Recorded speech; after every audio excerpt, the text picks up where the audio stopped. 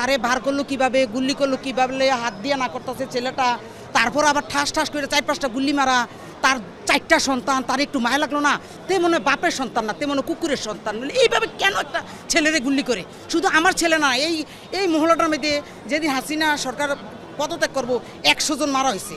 তাইলে ফুটু ক্যামেরা বার করলে বোঝা যাইব যে ওইগুলা সব তে মারছে, তারাতেই ছোট বন্দুক ছিল।